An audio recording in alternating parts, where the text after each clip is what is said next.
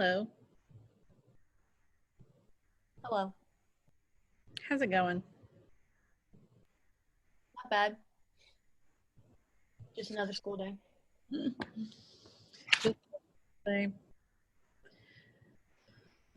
Not for some of us. Sarah and I had an unusual beginning to our school day because we were both involved in PSATs. She took them. I gave them. It was not fun. Ew. You're not allowed to do anything, and that's the worst part. Like the proctors and stuff, we're not allowed to like look at our phones or our laptops or have a book or anything. Like you literally just have to sit there for 4 hours and stare at the children. It's no fun.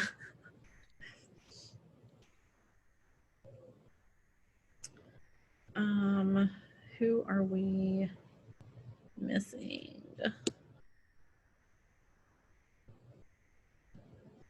Julius virtual, Kayla virtual, Tom always virtual.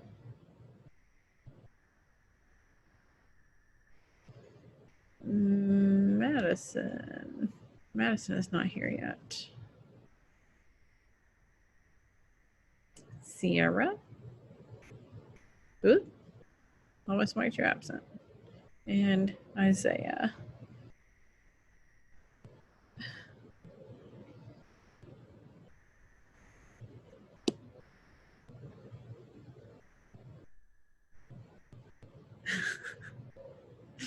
Your chat here. LOL, lame, ew, gross Madison. It sounds like you were referring to Madison and all of that. Well, we'll just have to mark her absent for the time being. Okay, so I'm not going to hold you guys very long today because what I'm giving you is some more, kind of a lot actually, of information on pronouns and subject-verb agreement, actually like all kinds of verb forms. But I just posted them. Oh, I didn't. No, I didn't. Never mind. I just posted them under announcements, and it's 2 separate PDFs. I'm just going to take a quick look at them and see if there's anything I feel like I really need to chat about. Oh, freaking A. Come on, the little window. Oh my God. I don't know what I've done. Stay. Okay, documents. Oop, that's not it.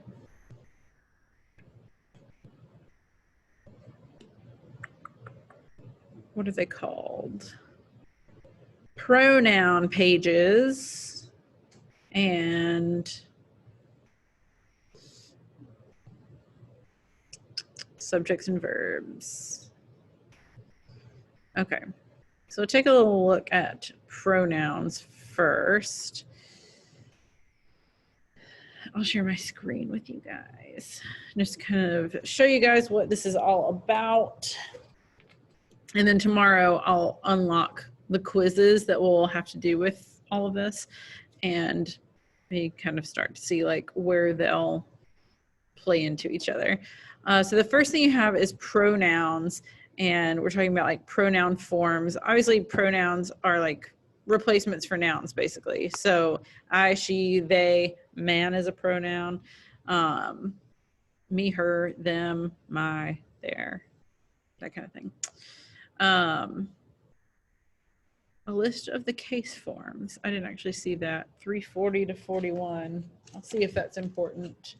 And if it is, I will post that too. 340.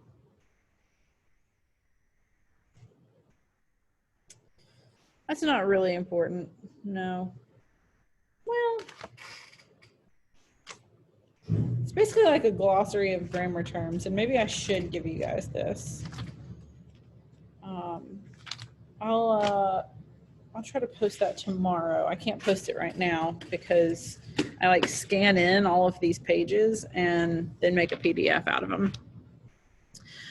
So this first thing is talking about compound subjects and objects and how you would change a noun into a pronoun. And this is actually super important. And this is one of my like English pet peeves, particularly when people mix up I and me. And will often, like, people often say I when they should be saying me. And I think it's just because they think that it sounds more educated, but it doesn't if you're using it wrong. And one way to determine that is to take out the other person of the sentence and just think like, would I say I or would I say me? So for instance, in this example, the prize went to him and me.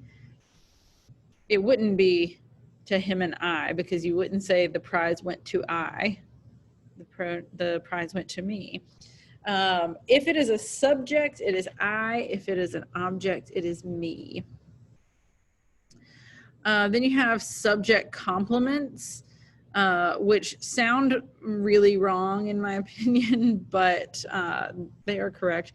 Like, the one who cares most is she. It sounds bad, but it's actually right.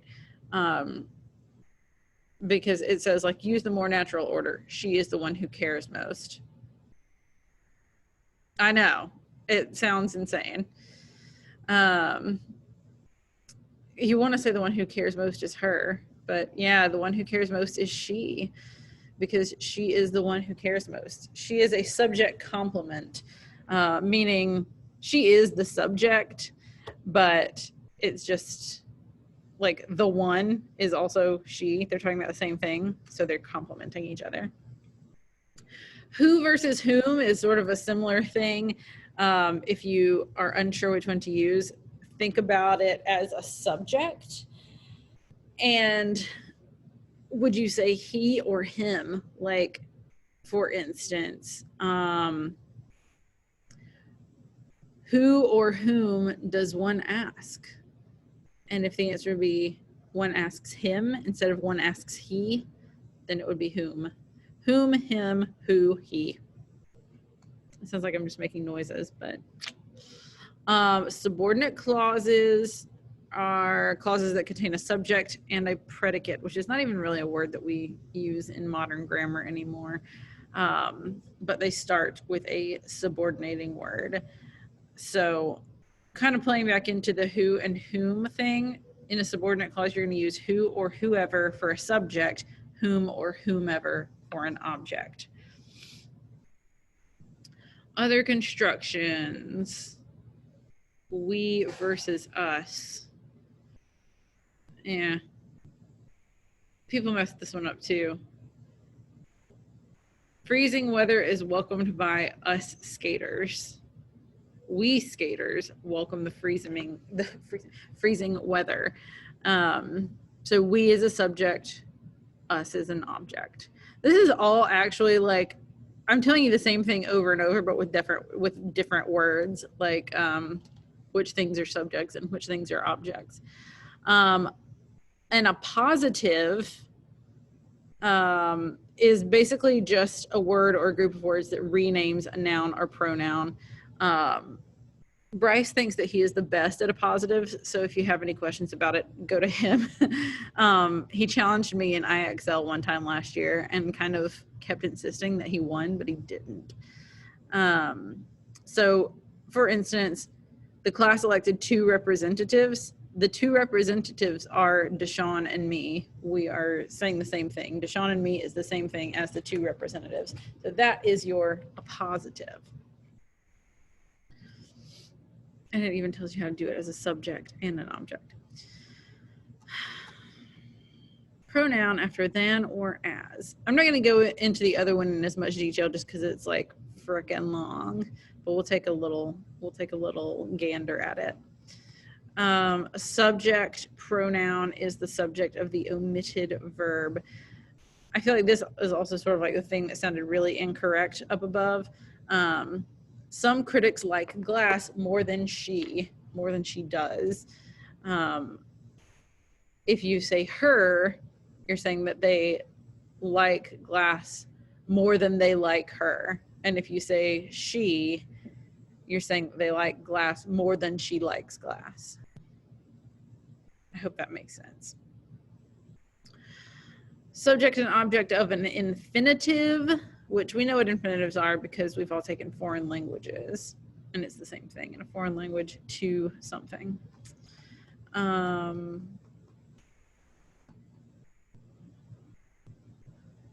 feel like this is kind of common sense.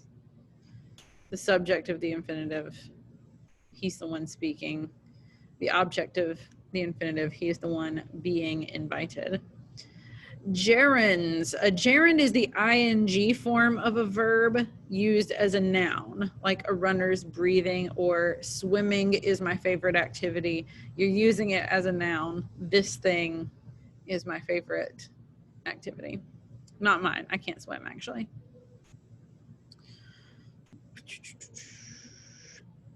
Agreement of pronoun and antecedent. Antecedent means the thing that came before it. So if we're talking about a pronoun's antecedent, it's the noun that the pronoun is referring to. So in this example, successful students complete their homework. There is the pronoun, students is the antecedent. I bet some of this stuff will be on the quiz. Antecedents with and, that's just like when we're talking about multiple antecedents. Antecedents with or nor. Tenants or owners must present their grievances. If that's your situation, the pronoun agrees with the nearer part. So owners. I'm seeing if there's one that's like awkward. Are these also on the drive? No, they're not on the drive. Just because I made them into a PDF and posted it on Canvas, or not Canvas, D2L, because I thought that would be easier. Would it be easier if they were in the drive? Or like, would it be good if they were also in the drive?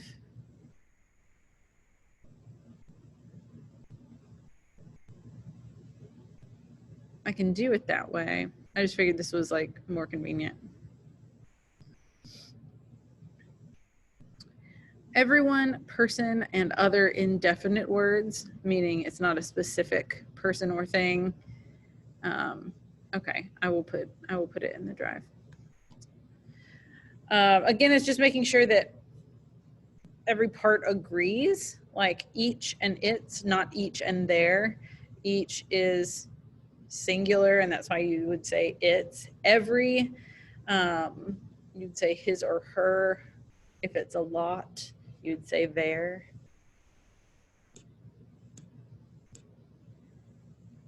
This is kind of just the same thing, just giving you examples. Collective nouns, like a group of person or things, like group, team.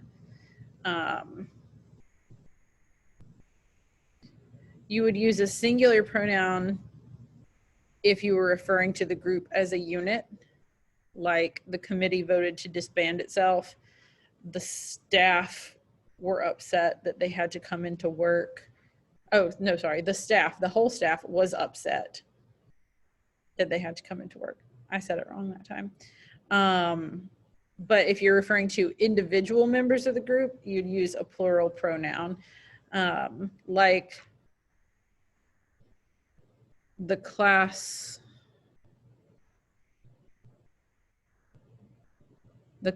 were disgruntled about their new essay assignment.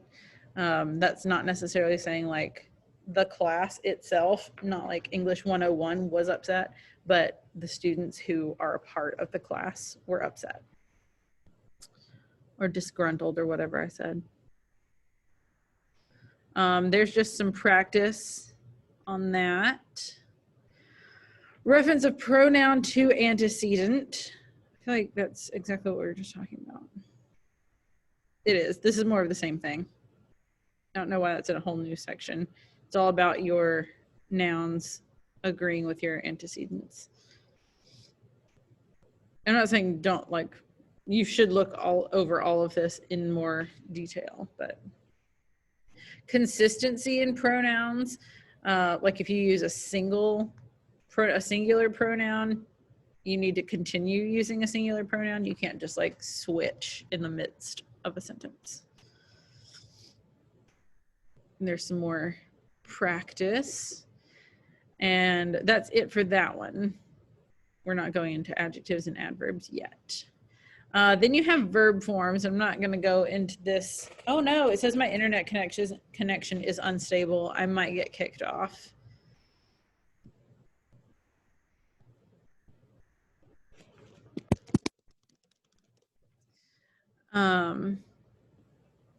So some of these are like common verbs that are just like irregular, meaning they don't follow all of the same rules that most of our verbs do.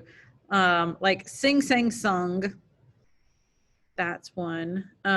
Fly, flew, flown. It points out most verbs are regular, like the past tense form and past participle end in D or ED, like migrate, migrated. The past participle is also like have migrated, but there are several irregular verbs, it says there's about 200, that create their past tense and past participle in some other way. So like fly, flew, flown, drink, drank, drunk. My college roommate always said have drunken, and I was like, that's not a thing. It sounds like it would be a thing, but it is not. She's like, I haven't drunken any Mountain Dew today. Like, you haven't drunk any Mountain Dew today. Helping verbs combined with some verb forms to indicate time and other kinds of meaning, like it can run, might suppose, will open. Basically, anytime you have those like two verbs together. Oh, I said I wasn't going to go over this in as much detail, and I suppose I shouldn't. Combinations of helping and main verbs. That's just more information, more detailed information on what we were just talking about. It's telling you what some, oh, I should tell you this. A modal is anytime a helping verb combines with the plain form of a verb to show ability, possibility, necessity, or other meanings. So like might, could, should, would, may, could, had better, must. Those are all modals, which is nothing you hear about all that often outside of like strictly grammar classes. But if it helps you to remember it all, sometimes like, I don't want to say dumb people, but less educated people use like double modals, like I might could or I might should. I don't know why I say less educated. I say I might should sometimes. Okay, we know what a gerund is. This is just talking about verb plus a gerund or infinitive, like try to quit. Smoking, gerund, kills, verb. Verb and particle.